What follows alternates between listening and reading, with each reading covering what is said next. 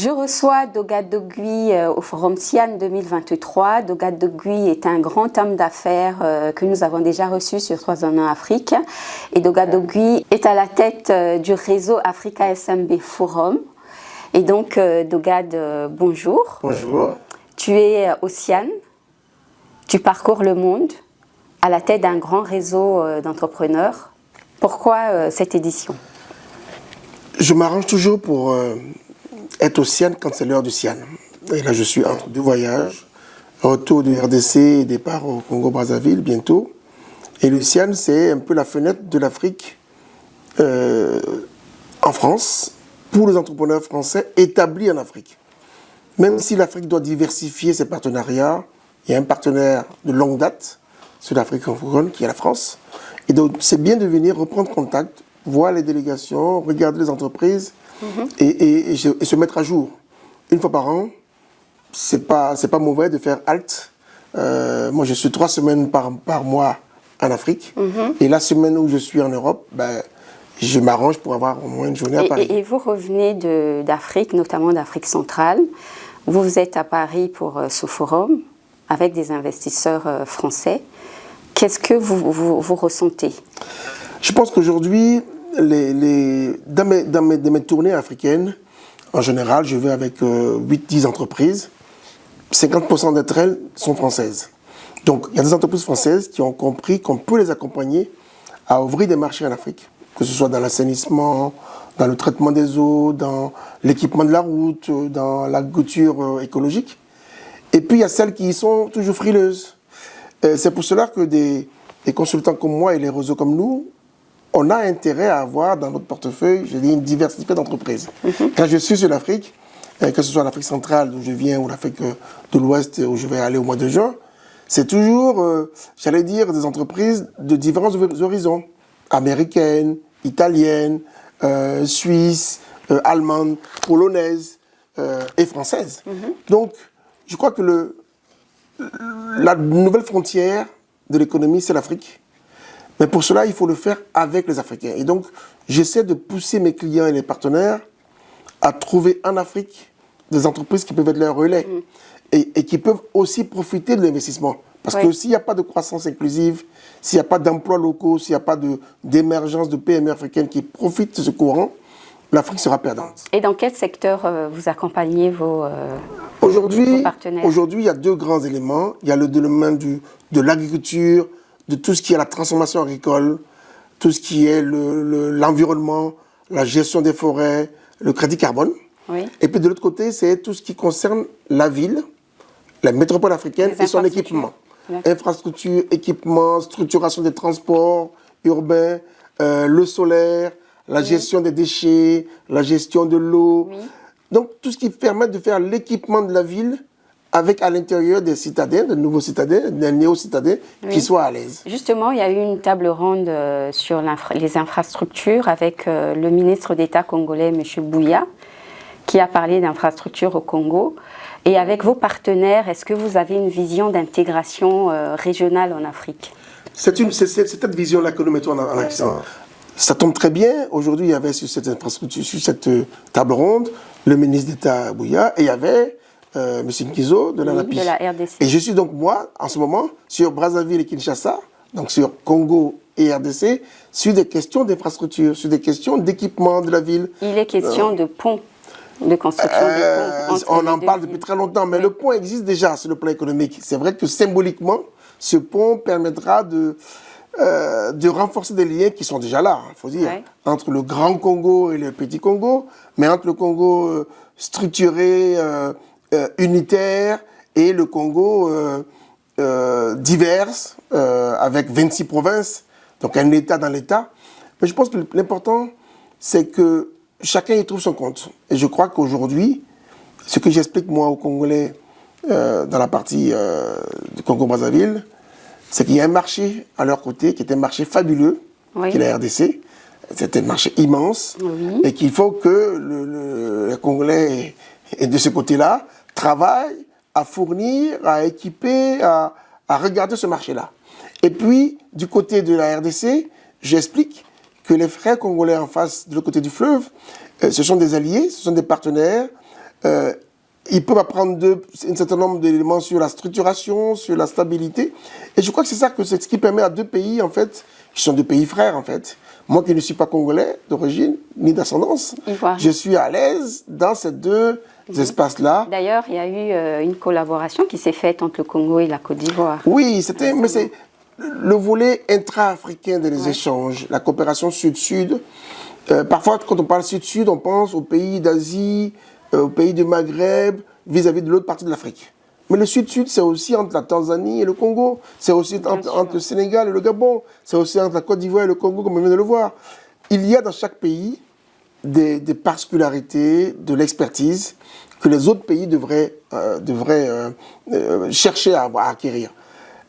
Savoir que les solutions que nous cherchons en Angola sont peut-être à côté en Tanzanie, au Congo ou au Gabon, il faut y réfléchir. Et je dis toujours à mes interlocuteurs, quand vous commencez à démarcher, à faire du benchmarking, comme on dit, à trouver les meilleures solutions pour votre pays, commencez par regarder dans le voisinage. Et il se peut que, d'ailleurs parfois au sein même du pays, dans une approche villageoise, il y a des techniques, des solutions développées qu'il faut rendre nationales.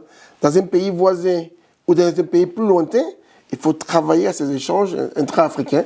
Et moi, je passe mon temps, alors ça va être beaucoup en l'air, à aller d'un pays à l'autre, à emporter avec moi ce que j'apprends des uns vers les autres, parce que l'avenir de l'Afrique et des Africains, elle passe aussi par les échanges. D'accord. Et l'avenir passe par les échanges et votre réseau, ce sont des échanges, justement. Africa SMB, aujourd'hui, on est à un peu plus de 32 000 entreprises. D'accord. Avec à l'intérieur... Depuis sa création, est-ce qu'il y a des évolutions? Ah bah oui, aujourd'hui, il y a une quarantaine de secteurs d'activité. Il y a l'arrivée de nouveaux acteurs, parce que nous, ce qu'on fait, c'est un réseau centré sur l'Afrique, mais ouvert à tout le monde. Donc aujourd'hui, des Chiliens sont arrivés, des Polonais sont arrivés, les Indiens sont là, les Turcs depuis très longtemps, et on va accueillir encore de nouveaux pays, donc le Mexicain et le Brésilien, pour que ceux qui ont envie de connecter l'Afrique, ils le fassent avec les PME africaines. C'est-à-dire que ce n'est même pas la clé, ce n'est même pas une exigence, c'est une solution pour eux. Un investisseur qui vient de très loin, qui vise un pays africain, il doit savoir que sur place, il y a des expertises, il y a des acteurs locaux avec qui il peut composer. Et notre rôle à nous, c'est de faire en sorte de trouver le pont, comment marier ces compétences-là, au bénéfice aussi de l'Afrique, pour les emplois locaux, non délocalisables, pour faire croître les entreprises africaines, pour qu'elles deviennent demain des champions du continent. D'accord, pour le local content. C'est ça, parce que venir sur place, exactement, créer de l'emploi, ça veut dire servir l'intérêt des entreprises et des partenaires qu'on veut accompagner. Et donc, le local content, comment faire en sorte que localement, il y ait les emplois locaux, il y ait une création de valeur locale, qu'il y ait un respect de la chaîne de valeur en local, qu'on fasse une montée en compétences des partenaires locaux, parce que parfois, on n'a pas les bonnes solutions en local, mais l'exigence, c'est que celui qui cherche un partenaire local, il doit accompagner la montée en gamme de son partenaire. Parce qu'il y va de ses propres revenus. Si vous avez un partenaire qui est de mieux en mieux organisé, vous aurez un meilleur partenaire qui permettra que vos marchés soient plus grands. Donc c'est du gagnant-gagnant, avec l'idée qu'il faut que le message soit de deux côtés. Aux PME africaines, nous expliquons qu'elles doivent marcher groupées, faire un travail de management de leurs équipes en réseau, et avoir des connexions parfois de pays différents dans leur propre région, sous-région, parce que ça permet d'attirer plus d'investisseurs. Parce que parfois les marchés sont tout petits. Il y a des pays que je ne vais pas citer, qui sont des pays de 8 millions d'habitants, de 10 millions d'habitants, parfois de 2 millions d'habitants. C'est parce qu'on sera ensemble qu'on pourra amortir les investissements des partenaires qui viennent en dehors du continent africain. D'accord. Et puis il y a aussi des partenaires africains, de pays immenses comme l'Égypte, comme le Maroc, comme le Nigeria, comme l'Afrique du Sud, qui eux aussi ont besoin d'avoir des partenaires africains qui leur font des places. Et la place, elle est faite si on s'appuie sur des entreprises locales qui font affaire, qui chemin faisant, grandissent, acquièrent de l'expérience, de l'expertise, et permettent que l'investissement opéré par un tiers soit plus profitable pour tous. D'accord. Vous avez été au Congo-Brazzaville, vous avez rencontré le patronat privé et local. Qu'est-ce qui est sorti de ces deux entrevues? Ma discussion avec Unicongo, d'abord c'est un partenariat qui est en train de se restructurer avec Michel Djombo, son nouveau président, et on voit bien qu'il y a eu un travail d'audit qui a été fait pour voir quels étaient les champs les plus importants. On va démarrer sur des champs particuliers aujourd'hui sur l'agriculture, la transformation agricole, les équipements, et puis faire en sorte que et l'écotourisme. Oui, ça fait partie de tout ce qui permet. L'important, c'est que... Alors, on ne peut pas embrasser tous les secteurs. J'en parle parce que le président Denis Sassou Nguesso, lors de son interview qui a été projetée ici pendant le forum, il a parlé, il a insisté sur l'écotourisme. C'est ça, parce qu'il y a un positionnement durable du Congo, mais il y a aussi, il faut mettre en avant, je l'ai dit, les trésors cachés du Congo. Ouais. Et donc, ça passe par l'attractivité des investisseurs qui vont trouver en local les infrastructures, les compétences et l'accompagnement. Parce qu'un investisseur ne vient que parce qu'il sait que son argent va lui rapporter un retour sur investissement et donc il aura des interlocuteurs valables. Et notre travail, c'est d'accompagner les pays pour la montée en compétences, pour trouver des partenaires en local ou en international qui permettent de faire cette transformation. Et avec Unicongo, c'est ça, nous sommes en train de scanner un peu l'ensemble des secteurs. On a commencé avec 10 entreprises que je leur ai présentées et on est en train de travailler sur des conventions pour que chaque entreprise ait en local 2 ou 3 partenaires avec qui elles vont travailler. Donc on crée comme ça de la valeur avec un transfert de compétences, de valeur pour créer en local, j'allais dire, un point de profitabilité fort pour tous. D'accord. Et quel est votre dernier mot, Dogad ? On me dit, le thème de cette année le New Deal, du Forum Afrique 2023, le New Deal, il est surtout sur la manière dont la partie française doit transformer sa mentalité, donc sa réflexion. C'est le New Deal de la France. Parce que l'Afrique, elle est dans une transformation qui est déjà accélérée. D'accord. Et il faut que les partenaires qui sont hors d'Afrique se mettent à niveau. Ça vaut pour les États-Unis, ça vaut pour le Canada, ça vaut pour l'Union européenne dans son ensemble, dont la France, ça vaut pour les Indiens, ça vaut pour les Turcs, ça vaut même pour les Russes, et donc les Chinois. Donc, tout ce monde-là a envie d'Afrique. Il faut que le New Deal, ce soit un deal gagnant-gagnant. Oui. Avec, je dis souvent, le plus important pour l'Afrique, c'est que l'Afrique soit détentrice et qu'elle soit celle qui définit sa stratégie. Ensuite, elle invite des partenaires à venir. Le cahier des charges doit être écrit par les Africains. La stratégie à long terme définie par les Africains. Oui. Et ensuite, à partir de là, les partenaires hors d'Afrique, et d'ailleurs en Afrique, vont se positionner. Et pour garder la main, pour garder la maîtrise, encore faut-il structurer, organiser, avancer, grouper, comme ça a été fait pour la COP à Sharm el-Sheikh. Oui. C'est-à-dire aller ensemble, c'est s'assurer que les partenaires tiers respecteront une approche africaine avec les intérêts de l'Afrique préservés. Et donc, New Deal pour le côté français. On se souvient que le président Macron, pour sa nouvelle politique africaine, c'était justement, il a parlé du New Deal. Et donc... New Deal, ça veut dire transformation... Des mentalités, changement... Et des structures. Et des structures. Moi, je rencontre souvent, quand je vais dans les pays d'Afrique, je fais un tour des ambassades. Oui.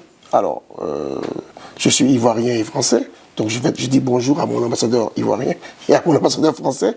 Et je me rends compte que les services économiques sont équipés par des gens, des hommes et des femmes dynamiques qui souvent ont du mal avec les diplomates. Donc il faut pouvoir laisser la place aux gens de métier, BPI France, Business France, le service économique. En tout cas, pour la France, il faut que ces structures-là se mettent à jour et avancent très vite avec des partenaires locaux africains pour que ce soit un New Deal français qui serve l'Afrique. Et New Deal, amélioration de la politique d'immigration ? Je ne sais pas si... Qu'en pensez-vous ? Je pense que la meilleure façon de faire, c'est pour l'Afrique. Moi, je dirais qu'il faut mieux garder ses fils et ses filles sur place. Okay. Et donc, il faut créer les conditions pour que les gens ils aient sur place de quoi s'épanouir. Le marché africain et l'avenir du monde passera par l'Afrique. Mon message aux Africains, donc à moi-même, c'est qu'attention, le monde entier peut vouloir de l'Afrique. L'Afrique peut se développer à grands pas. faut faire attention que ça ne soit pas sans les Africains. Donc il faut que l'Afrique participe à son propre développement. Ça veut dire mieux former au niveau compétences techniques des ingénieurs, des techniciens, avoir des compétences locales qui attirent les investisseurs et permettent que les gens gagnent bien leur vie pour pouvoir nourrir leur famille et restent sur place. Donc à la question sur l'immigration, je réponds développement inclusif, création d'emplois de valeur et donc formation professionnelle et technique.